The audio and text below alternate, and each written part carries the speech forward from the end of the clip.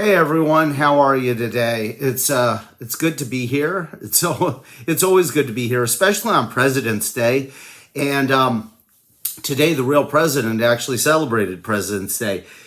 Interesting statistic about President's Day for one Donald J. Trump, current president of the United States in temporary exile. Let's just say that, versus Joseph Robinette Biden Jr., the asterisk administration commissar of the incompetent.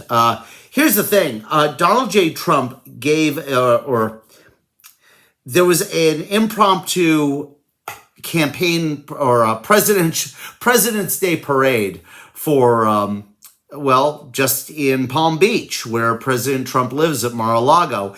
And today, just as a spontaneous thing, he drove around town and participated in sort of a rally and parade.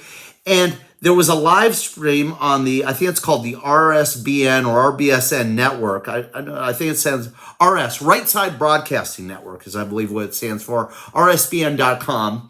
And 887,000 people tuned in for the live stream versus 47,000 who signed up or showed up and or tuned in or logged in to watch the Joseph Robinette Biden asterisk administration commissar of the incompetence President's Day speech wherever he gave it today. So as you can see, a lot more people think our guy is president than the other guy, even though there's no actual evidence of any amounts of meaningful voter fraud. And Joe got 81 million votes, but no one will watch him on a live stream on President's Day. Makes you think, right? Makes you go, I also want to really quickly thank Stephen Limbaugh and the guys in the band Kingsley, who years ago and ever since allow me to use their music as my bumper music on the podcast. The song that you're hearing is called No More by Kingsley on their self-titled debut album called Kingsley. But I think they have a bunch of other really good albums on iTunes, and they're, just look them up and listen to them. I think you'll like them. And just, again, thank you, Stephen, for letting me use the bumper music. It really gives the show a great feel, and I really appreciate it. Back to the president and President's Day, though, because it brings up an issue that is near and dear to my heart. I've talked to you guys a lot about the idea and the concepts of Agenda 21, which is essentially the re-architecting of all parts of our life to comply with dictates by the internationalist community, with the end goal, according to their own desires, their own documents, the goal is to depopulate the earth or significantly reduce the human population for the sake of environmental concerns.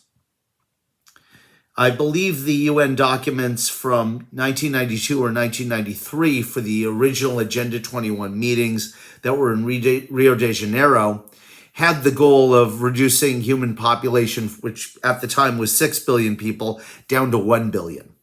And it was through a number of initiatives, both global, national, and local, mostly re-architecting the way we live our lives, stacking us in certain kinds of housing, making us use certain kinds of transportation over other kinds of transportation.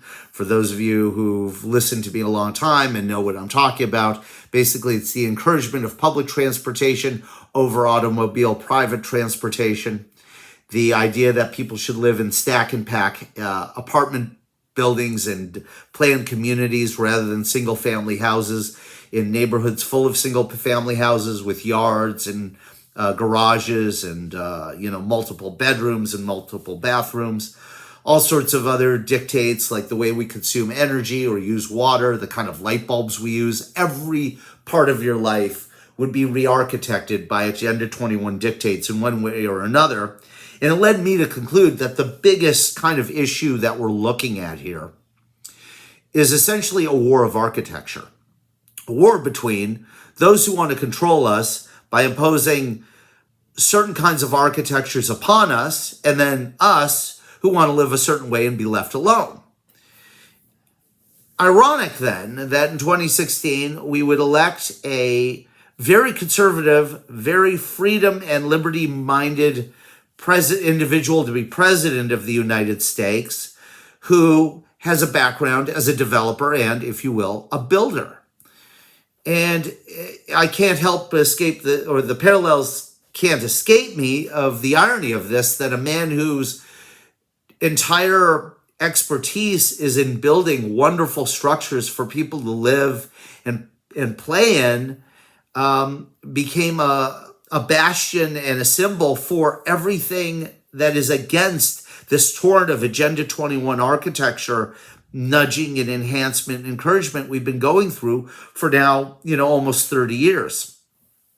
Next year it will be 30 years, going back to the 1992 original Agenda 21 meetings. And it was called Agenda 21 in 1992 and 1993 with the goal that it would be enacted in the 21st century. Now that we're well into the 21st century, they, a few years ago, changed the name to Agenda 2030.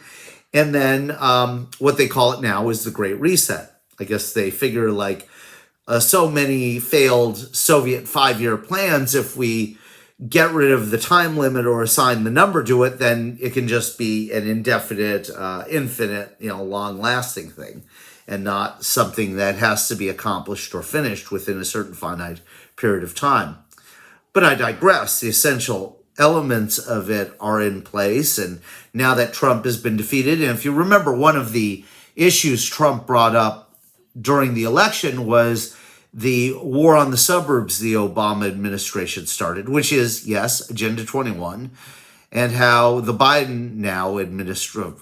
the asterisk administration of Joseph Robinette Biden and the commissar of the incompetent wishes to carry forth those plans to destroy people's lifestyle who live this way that promotes large families and reproduction and private transportation and rugged individualness and all the things that those kind of people hate about the American lifestyle.